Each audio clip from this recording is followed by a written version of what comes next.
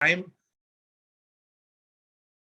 was actually trying to figure out a way to go up on a roof, which overlooks Har HaBayit, Har HaZeitim, but I think the price of having a nice photo op would be negated by the fact that nobody would hear anything. So I decided to sit in the office here. I hope soon you'll come visit us and we can do this in person.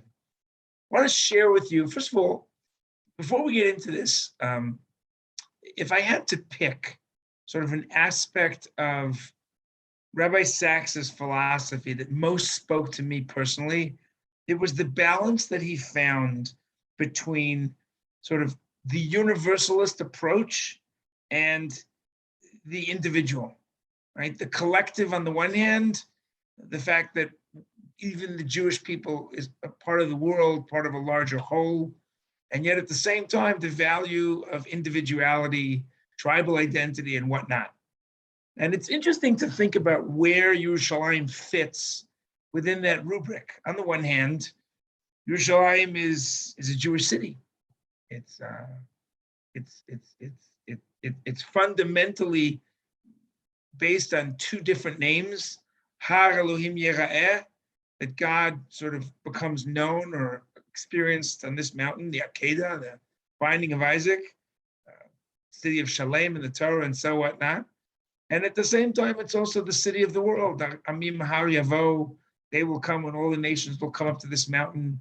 Melchizedek, who was a non-Jewish king, who gave food to Avram in the context of a particular story, Tanakh, sort of represents the idea that this started as more of a universal city, and sort of what the balance is between those two ideas. So that's, first of all, that's just the broad topic that I hope we get into. And of course, this is a question that we have today. Where do we find our own balance? On the one hand, state of Israel, state of the Jews, we only have one Jewish state. On the other hand, what's our responsibility to the world? This is an ideological question. It's also a practical question. In more recent times in the news, the government of Israel has struggled between wanting to help the Ukraine, sort of an ethical approach, we care about the world, and being careful strategically not to anger Russia because we have to look out for our own interests. Where do we find those balances? Alongside that, we would be remiss in not at least taking a moment to consider the power of Yom Yerushalayim.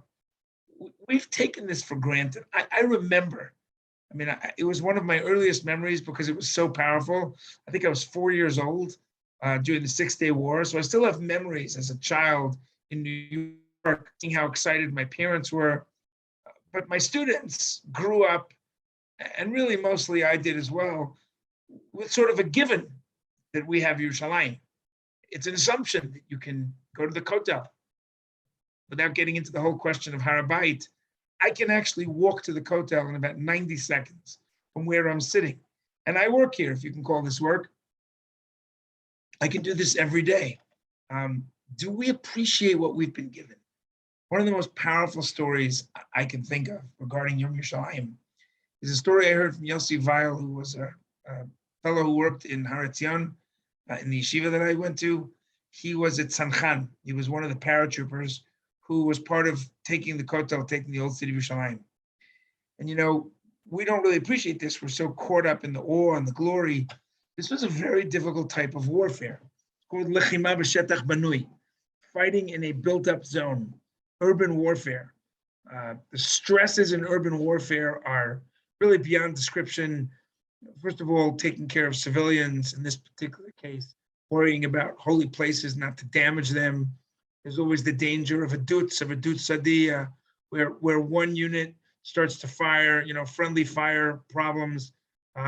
Every piece of territory takes an enormous amount of time because you can't just sort of move through territory and leave forces behind you to mop things up. If you leave one sniper in a window of an apartment building, he can take out a whole unit. So you have to take every building, every floor, every room. It's an enormous amount of time. And at one particular point, his particular unit, sort of there was a lull in the fighting. He was waiting for other forces to advance before they could move on for some of the reasons I just described. And they were taking cover behind a wall. He was the only fellow with a kippah on his head, as I understand it, in this particular squad, and they hear a noise behind them, and they see a sight that you don't see in a battle zone. There's a little old man with a white beard. The way he described his face, he was glowing, literally glowing, with a huge smile on his face, with a long kapata black coat, just walking down the alley. Now they're in the middle of a war zone. They're in between sort of, Jordanian legionnaires, snipers, mortar fire, in the middle of a war. They were convinced that it was Mashiach. Now, mind you, this is a group of secular, or at least they described themselves as secular paratroopers in the middle of a war. And this civilian, this fellow is walking through. How did he get there? Who is he? They were so in awe of where they were. The fact that they were about to take the Temple Mount, that the dreams of 2,000 years of Jewish yearning were about to be realized, that the power of that day, they were caught up in it. They were in shock. So this fellow just walks. Now, it turns out that it was Rav Aryeh Levine. Some of you may know him as a tzaddik in Yerushalayim. There's a book written about him by Rav Simcha Raz, tremendous Torah scholar, incredible human being. He heard that the Israeli army had taken Yerushalayim. He just couldn't wait. So he just walked into the war zone. Nobody thought to stop him.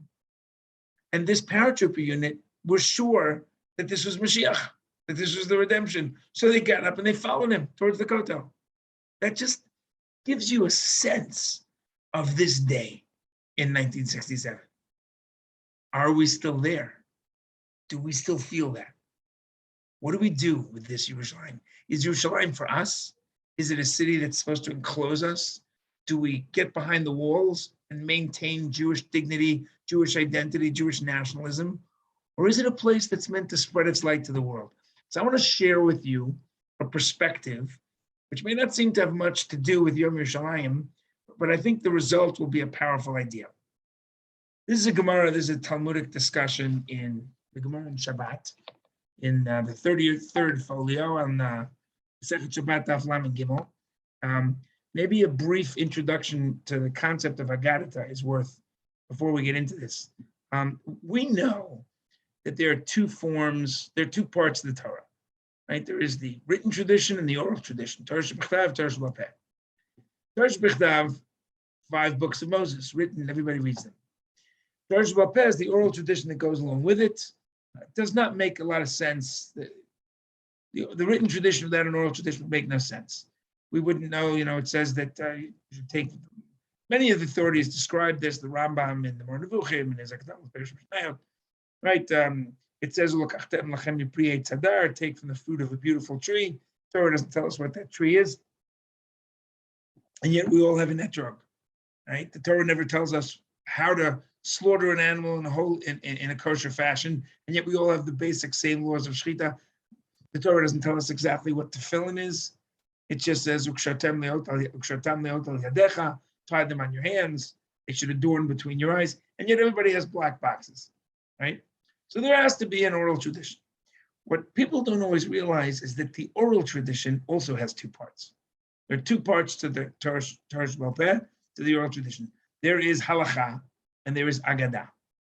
Now, halacha is very simple. Halacha is the what, where, when, how of Judaism. Right? It's the night of Passover, it's the night of Pesach, and we know that we're supposed to have 4 cups of wine. Halacha wants to understand, well, what's a cup? Is it 3.3 fluid ounces? Is it 4.4 fluid ounces? What if you want to have a 5th cup? When do you drink these cups? What if you have no wine? And so on and so forth. That's the province of halacha, right? The what, where, when, how of Judaism. Agadah, that's about the what for and the why. If the halacha wants to know, when do I drink the 4 cups? The Agadah wants to understand, why do we drink cups of wine? What are we meant to experience? What's the purpose of it all? What's the deeper meaning of drinking wine in the night of Pesach? And one without the other doesn't work. There is a very important question regarding Agadah, which I'm about to share with you, an Agadah, which is, are these stories meant to be taken literally? The overwhelming majority of commentaries, the Rashbam, the Ramchal, the Tvuna, the Vilna Gaon, I think the Rambam and the Moreh Nevuchim, all agree that Agadah, these stories in the Talmud, are not necessarily meant to be taken literally. By the way, the word Agadah and the word Agadah are the same word. Agadah is a word in Hebrew, and that refers to such stories, allegories, principles that we find in the period of the Mishnah, when most of the Torah was taught in Israel, in Hebrew. Agadah, which is an Aramaic word, anytime you find a kamatz and an aleph, the ah sound, at the end of the word, it's the same as a hey, ha, at the beginning of a word. So, for example, ha'ish, the man, is gavra in Aramaic. Itata in Aramaic is the woman. Beta is the house. Agadata is the agadah. So I'm going to interchange these terms, but they really mean the same thing. And now that we said that, by the way, just to be clear, it doesn't mean that these stories necessarily didn't happen. It could be that they happened. Right? In fact, I'm fairly certain some did and some didn't. But it's not the point of the stories. The Agadah, Torah's Bopeh is not a history book. Right? We're not interested in whether Alexander the Great went up to heaven to do battle with the angels. Could it be that such a miracle occurred? It could be. It's not the point. The real question is not whether they happen, what they're meant to teach us. So with that in mind, I want to share with you an Agadah. This is a fascinating Agadah. I'm going to share the text. You will be able to follow this even if you do not read the Hebrew. Let me just find this 1 second. Let's see. Okay, you should be seeing, do me a favor and hold your thumb up if you can see this. Okay, great. All right. So let me just find this. Okay. The Yacht Way, I'm picking this up a little bit in the middle. The Yacht Way, Rabbi Yehuda, Rabbi Yosi, Rabbi Shimon. These three great Torah scholars were sitting together. Rabbi Yehuda, Rabbi Yosi, and Rabbi Shimon. Rabbi Shimon here is Rabbi Shimon Bar Yochai. He was probably the student of Rabbi Akiva. And we're talking about the period of and immediately following the Bar Kokhba rebellion.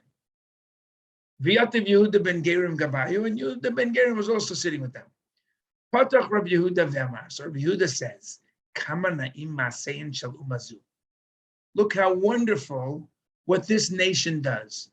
Okay? Umazu in this case refers to the Roman Empire. Tiknu shvakim, they made marketplaces. Tiknu ksharim, they made bridges. Tiknu merchzaot, they invented bathhouses. Right? Look at the technological wonder of this nation. By the way, you can go to the Forum in Rome and you can actually see the place where the Roman Empire invented the concept of a mall. Husbands everywhere are still angry at them for this, but okay, right? So look how great this is. Now you have to understand what this statement is in the context of history. The Roman Empire was basically the epitome of evil in the time of Chazal, of the rabbis. In fact, in many books, they're not even given a name. They're called Umazu, this nation. We don't even want to give them the honor of being named in our tradition. That would be the equivalent of two Jews in 1945 saying, you got to give the Germans credit for building the Autobahn. It's an amazing technological advance, right? So that may be true. Highways serve humanity, but to praise the Germans for everything might have been a horrible thing to do. So Rabbi Yehuda praises the Romans. Rabbi Yosi, we're here. Rabbi Yosi Shatak. Rabbi Yosi is quiet. Rabbi Shimon Bar Yochai v'amar. So Rabbi Shimon says, I can't be silent. This needs a response. Kol ma shetiknu, he says, everything they did, lo tiknu el letzorech atzmam. They didn't do this except for themselves. Tiknu shvakim, they made malls, marketplaces, lo shiv ben zanot, so that they could have prostitutes. Merchzaot, bathhouses, la'aden bayan atzmam, so they could clean themselves and beautify themselves. Sharim litol men meches, they made bridges so that they could take, don't give them any credit. They just wanted to collect taxes. Halach Yehuda ben Gerim v'siper divreim. V'nishmeu lemalchut. So it's not clear exactly what happened here. It's not, Yehuda ben Gerim, who his name is a fascinating name, but for another time. It's not clear that he went to the Romans, maybe he told it over, maybe this is a good example of why we shouldn't gossip, but the Romans found out about it. Amru, so they said, Yehuda she'ilah, yitaleh. Yehuda, who praised the Romans, we're going to promote him. We're going to give him a position. He's made an exelarch.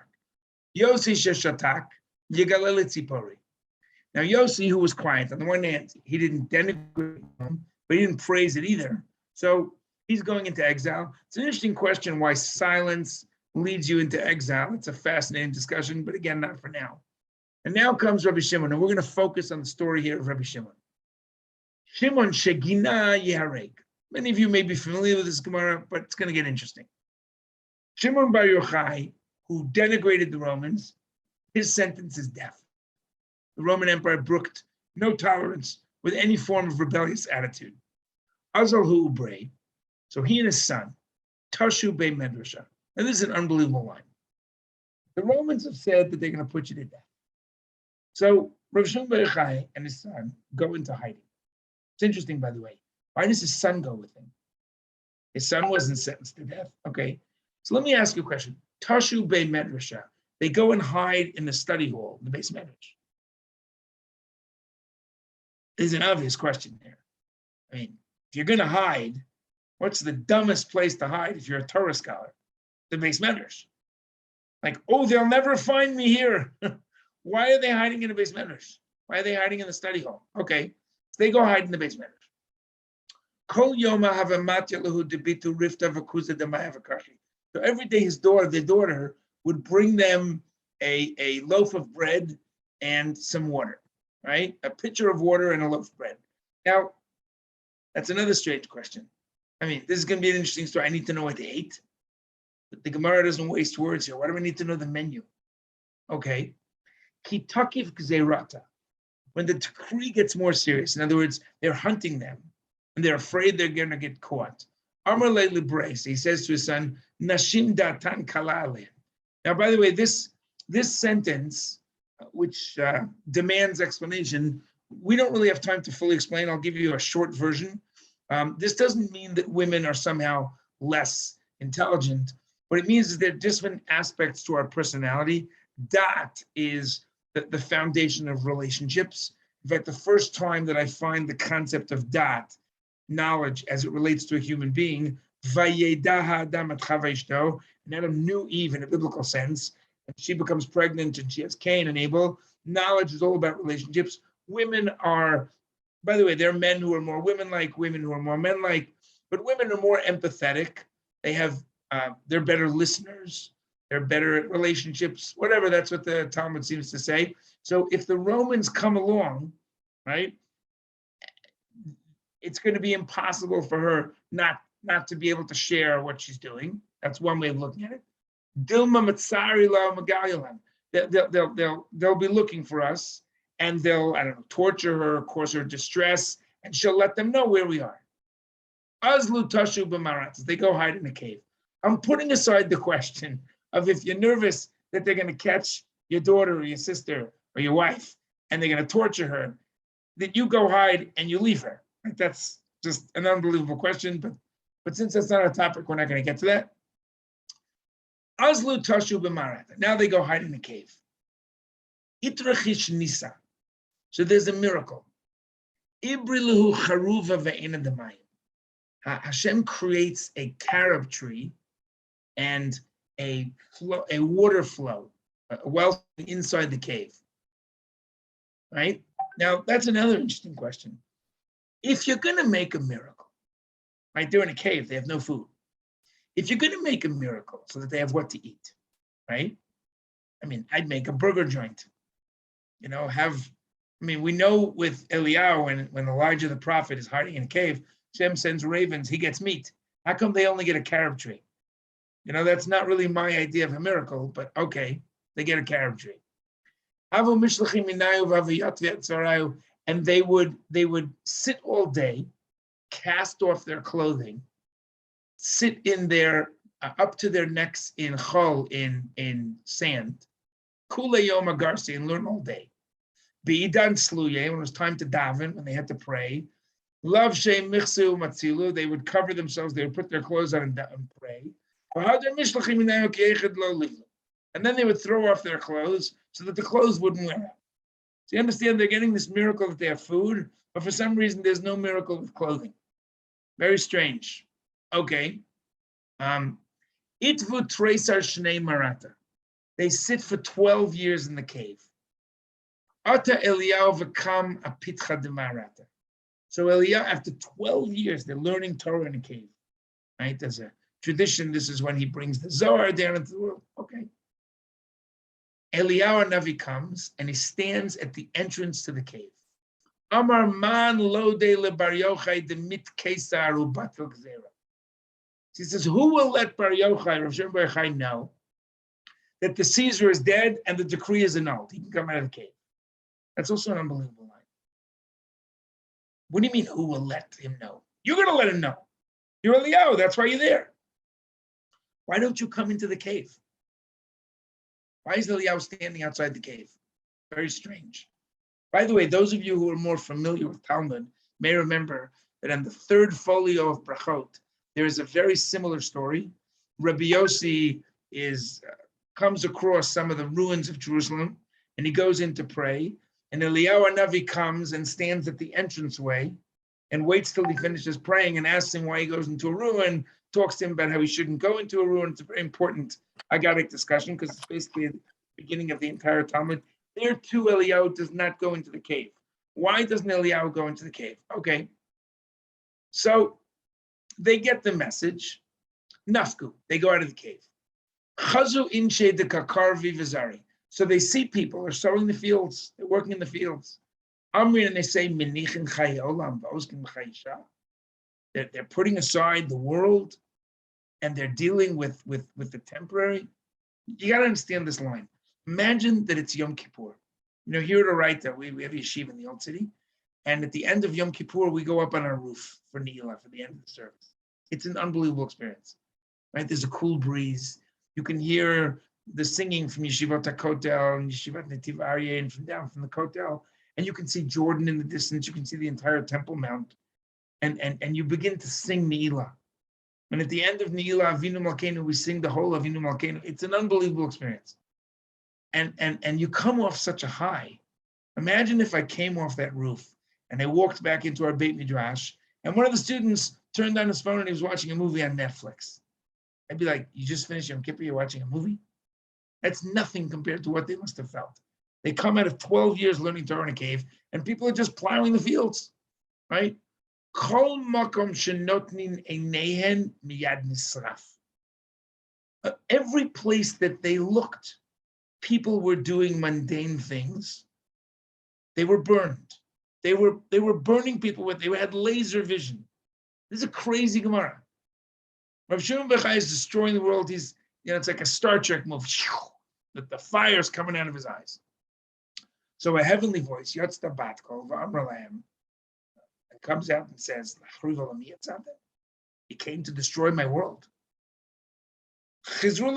Go back to your cave. Who needs you out in the world killing people? Hadur Azol. So they go back in. Itvu Tresar Yarcheshata. And they go sit another 12 months. Now, this is interesting. What are 12 months? What's another way to say 12 months? A year. So why does it say a year? Why does it say 12 months? Isn't it interesting that these 12 months follow 12 years? Now, if you think it does a little story that happened, okay, it happened. But since this is meant to convey a message, there's something deep going on here. They go back to the cave for 12 months, right? Amri, after 12 months, they say, Mishpat Rishayim begehenim shnei masar chodesh, even in Gehinnom, which is loosely translated as hell, but Judaism doesn't believe in hell. That's another discussion. A heavenly voice finally comes out and says, you can come out of the cave. Nafku, they come out of the cave. Kol heicha dahavim machi Rabbi Lazar, havim masi Rabbi Shimon. So Rabbi Lazar, his son, is still not there yet. But every place that he wants to destroy, Rabbi Shimon kind of heals it. He takes care of it. Amar lo b'ni dailo lama nivata.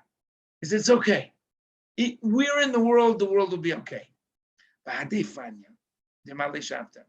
Now it's twilight on Erev Shabbat. It's late Friday afternoon.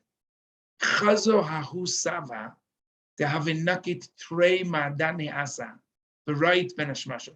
They see an old man, and he's got 2 myrtle branches, 2 hadassim, and he's running in the twilight.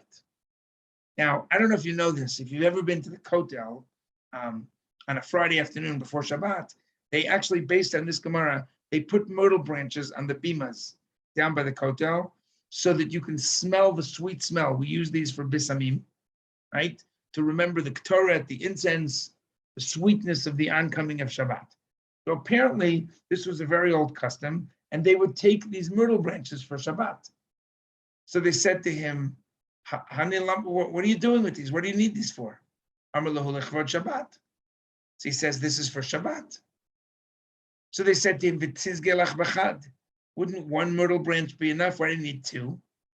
So he says, Chad keneged Zachor, Chad keneged Shamor. One of them is to remember the version of the Ten Commandments where it says Zachor, remember Shabbat.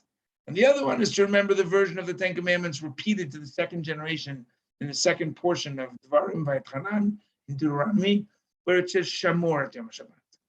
Amar le'librei chazi kama chavivin mitzvat al Yisrael. See how wonderful, how beautiful, how much the Jews love mitzvot. Eitvei datayu, and they were appeased. Okay, so what's going on? This crazy word. They're in the cave, they come out, they're burning people up with their eyes. They have to go back, they come outside, they see an old man. By the way, what's the last thing you expect to see an old man doing? Running. What an old man, that's such a strange vision. And myrtle branches, so what's going on here? So I want to suggest something. The Ein Yaakov, Rav Kook's commentary on the Gemara actually alludes to this. What's the real issue here? You know, first of all, whenever you look at an Agadic Gemara, whenever you look at one of the allegories or stories in the Talmud, you want to understand what's really talking about. You have to find out. I'm going to stop sharing 1 second so that I can see you all. Okay, I'm going to open up the chat in case you have reactions. So you have to try to understand what's the message of this story. Now, how do you do that? So one of the ways that you do that, something that I learned from my Rebbe Rav Amital, he was the Rosh Yeshiva of Gush, Shalom. You have to find the detail that stands out. If a week from now you're trying to remember this Talmudic discussion, you'll remember it's a crazy story, and what detail of the story will probably stand out in your mind. So just to see if I'm right, if you can think of what I'm thinking, what's the craziest part of this story? What's the detail that just stands out in your mind? Put it into the chat. Let's see if anybody gets this. Okay, this whole Gemara of Shimon Bar Yochai and the Romans, what's the strangest detail in the story? Anybody? No takers? Nobody wants to write in the chat? No guts, no glory? Trying to see if this is a spectator shear or anybody's going to participate. No? What's the strangest detail of the story in the Talmud? So I would posit that the piece of this that makes one wonder if this could possibly have happened, which I'm not sure if it did or didn't, is this fire that's coming out of their eyes. Right? What is that about? So one way of understanding this is that Rav Shimon Bar Yochai needs to change the way he looks at the world. Let's think about this for a minute. Rav Shimon Bar Yochai starts off the story, nothing the Romans can do is good. If they build bridges, it's to collect taxes. If they build baths, it's just to pleasure themselves. It's all one big evil world. And Rav Shimon, now remember, historically speaking, Rav Shimon Bar Yochai was the student of Rabbi Akiva. And one would have to wonder what that does to you, to see your Rebbe. By the way, I don't know if you've ever been to Caesarea. If you can actually go to see the stadium in Caesarea, in the ruins of Caesarea, where they believe Rabbi Akiva was actually tortured to death. What does it do to you? Can you imagine a Lubavitcher Chassid who would have seen his Rebbe, Lubavitcher Rebbe, tortured to death? There were 4 or 5 principal students of Rabbi Akiva. After 24,000 of them were murdered or died. Rav Benny actually has a magnificent sefer. He suggests that Rav Shimon Bar Yochai is the one who has to carry on the mantle of leadership. He has to rebuild Judaism from the ashes of a destroyed temple and a failed rebellion, the death of its greatest leaders, right? The Asara Haruge Malchut. The Romans have figured out that the secret to Jewish continuity is not on the battlefield, it's in the base medrash, and they begin murdering all the rabbis. And Rav Shimon Bar Yochai, looking at that world, starts off at the beginning of this Gemara. He wants nothing to do with them. And that's why he goes hides in the base medrash, because this is the perspective of the person who says, I don't want anything to do with the world. There's only one world. The real world is Torah. And the Beit Midrash is where I should sit. And as long as I can sit there, then I'll be in reality. And everything outside of it is just null and void. It's possible. Has no value. And it's almost like the Gemara is going to say, so by the way, if he's in the base medrash, what do you eat in the base medrash if you want to have nothing to do with the world? You have bread and water. You're not interested in the delicacies of the world, the pleasure of the world. And when that isn't working, you go even deeper. You hide in a cave, right? Now, what's the problem with that? There's a whole generation of Jews who think, again, without commenting too deeply on this, that there's a value for stepping off, for desisting, for leaving the world behind. Sit in the base medrash for how long? As long as you can. What's the goal? Just to learn Torah, right? Not to learn Torah in order to share it with the world, but just to live in the world of Torah. That's all I want to be. And the world outside of Torah has no value for me. And maybe we're all better off that way. Let's live in Yerushalayim. Let's pull up the gates.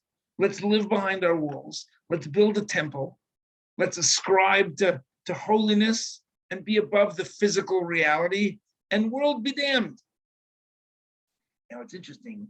How long is Rav Shimon Bar Yochai in the cave? 12 years. And when he has to go back in, he's in for 12 months. Obviously, the number 12 is significant. What does the number 12 signify? Now, we could spend an hour talking about the significance of numbers in Judaism. The Sfat Emet, the Ger Rebbe, has a field day with this topic. Many have noticed this.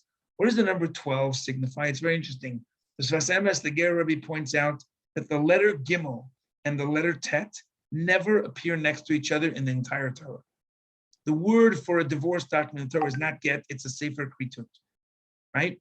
The number 12 represents separation, division.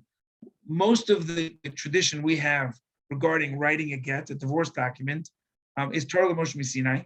Does anybody know how many lines? You want to take a guess? How many lines when a scribe writes a divorce document, how many lines traditionally a get has to be? It has to be 12 lines. 12 represents separation. In fact, whenever you find the number 12, something's always missing, right? For example, how many tribes are there? Most people will say 12 and they would be wrong. 12 in Judaism always becomes 13. Yosef has two sons, Menashe and Ephraim. There are 13 tribes. A girl is bat mitzvah not at 12, but on the first day of her 13th year, as most of the commentaries say. So 12 represents excision, separation, divorce. Something's wrong, because that's what Rav Shimon Bar Yochai wants to do. He wants to divorce himself from the world. When he comes out of the cave the first time, he sees that anything physical is a waste of time. It doesn't, we're better off without it. So he's burning things up with his eyes. He's got a misperception of how we're supposed to look at the world. He's looking at it all wrong. And if that's how you want to look at the world, then you don't deserve to be in the world. When he comes back out a second time, he sees an old man. Now, an old man normally doesn't have to deal with the physical pleasures of the world. He eats less. He's less motivated by pleasure. That's a longer discussion, but suffice it to say. And yet he's running. And he's running in the world of nature. There's a value to the beauty of the world. And it's interesting that the myrtle branches that he's carrying, right? Why is he carrying two? One is for Zachor and one is for Shamor. So the rabbis tell us, why do the Aseret HaDibur have two versions, Zachor and Shamor? Shamor are for all the negative, the mitzvot lo taseh. Don't eat unkosher food, and don't light a fire on Shabbat. Don't use your phone. Don't watch TV. It's all the dumps. Zachor, that's what you're meant to do, right? That's making kiddush. That's filling the world with beauty. It's interesting. There's a whole generation that thinks that Shabbat is all about don't, right? I can't watch TV. I can't listen to music. I can't get in the car. I can't go to the beach. And it's true that Shabbat allows me to create a vacuum. But if I don't fill it with meaning, then it's missing the entire point. That's the entire point of this Gemara. This Gemara is about the fact that we have to take the Torah from the Beit Midrash and bring it out into the world. And that's exactly what Yerushalayim is about. Yerushalayim is this place you know, why do we need a temple? Like, why is Yerushalayim so holy? Why do we care so much about Yerushalayim? What was the purpose of the city of Yerushalayim? So that too could be a topic in and of itself. But the short version is, Hashem says, I'm going to give you a gift. I'm going to help you create a space where you can so feel the presence of Hashem in this world that you almost cannot help but be impacted. I'll give you an example. There's a halacha that says, Ein shvut b'mikdash. Okay? There are no decrees on Har Bayit. Okay? So, for example, you can blow a shofar. This is the beginning of the fourth parak of Rosh Hashanah. B'mikdash hayu tokina v'lo b'medina. When Shabbat fell on Rosh Hashanah, you can't blow shofar because you might carry it, but you don't have that issue on Har Bayit. Because on Har Bayit, you're not nervous that you're going to carry it, right? Give you an even more interesting insight. When Mashiach comes, God willing, and Bezrat Hashem, we rebuild the Beit HaMikdash. I personally am a Rambamist on this topic. I think it'll be a natural process. So here's an interesting detail. You will be allowed to play guitar Shabbat morning on Har Bayit in the Azara of the Beit HaMikdash. Because the reason we don't play guitar is you might come to fix it if it snaps, if the string breaks or whatever else, or tune it. But if you're in the environment of the temple, you're in such a state of awe, it would not occur to you to do that by mistake. It's kind of like if a boy comes to yeshiva and he's working on, I don't know, better language. Maybe he's got an issue with foul language. And he wants to work on not sort of cursing. But he doesn't have to work on it when he's sitting in front of the Rosh Yeshiva, in front of the Lichtenstein, because you're so in awe of that personality that you couldn't possibly accidentally curse in front of him, which of course is nothing compared to what it must have been like to experience that energy. So Yerushalayim is this place where we can feel an energy, where we can experience the presence of Hashem on such a level that it almost has to impact us. But the goal is not just that it impact us. The goal is that it should impact the world. And the reason I find this topic so powerful in the midst of a lecture series on Rabbi Sacks is because if I could pick sort of the themes that one finds in the writing of Rav Sacks, Shalom, this was one of them. The fact that we have the responsibility to be a role model, but we're not only meant to be a role model for ourselves, we're meant to be a role model for the world. Judaism has a mission. It has this gift to share a beauty, a model of how a society can be, but not for ourselves. It was never just about us. It was always about the broader picture. It was always about making the world a better place. And so Yerushalayim, Yom Yerushalayim, which is a day that we celebrate, that Hashem blessed us to be able to come back into our city, is not just a celebration. There's a certain sadness to Yom Yerushalayim, because today, Yom Yerushalayim is very much about the Dati Leumi, the national religious community. And unfortunately, a large portion of Israelis, they don't connect to this day. They don't understand what Yerushalayim is, right? But nobody talks about the fact that the world doesn't get this day. There will come a time when the entire world will realize the gift that it has been given by virtue of the fact that the Jewish people are able to share their ideas through the vestige of the city of Yerushalayim. So that's the short version of a very broad topic. I would add that, I decided to wear, that I would stay in my Yom Yerushalayim uniform, a white shirt. I'm convinced that if Rabbi Sacks was giving this lecture, he'd be in a jacket and tie. I hope he'll forgive me. But it's really a privilege to have a chance to honor his memory. And I just want to thank Mizrahi for making this effort and allowing us to share Torah on Yom Yerushalayim. If anybody has questions before we sign off, I'm more than happy to entertain questions, I guess, via the chat. I don't know if it works for you to unmute yourself, but you can certainly put a question into the chat if you want. Not sure if anybody does. Did you pick up, Rabbi, with the question in the chat already? We answered it. There was a question in the chat about the 12 years and that the fact that represents sort of, excision or separation. Okay, good. I've left you speechless. I would like to point out that I'm the rabbi who finished on time. So I'd like to thank Rabbi Binny Freedman and all of the listeners. Next week being Shavuot, obviously, we have a pause, but in 2 weeks we'll be joined by Michal Horowitz, and we will be continuing the Rabbi Sacks lecture series. Wishing everyone a Yom Yerushalayim Sameach. You should have a meaningful Jerusalem day, and thank you again, Rabbi Freedman. Thank you, Eli, and Yom Yerushalayim Sameach to everybody. And Chag Shavuot Sameach. And Mrs. Perez, it's good to see you. Your son is continuing to do great things. Chag Sameach, everybody.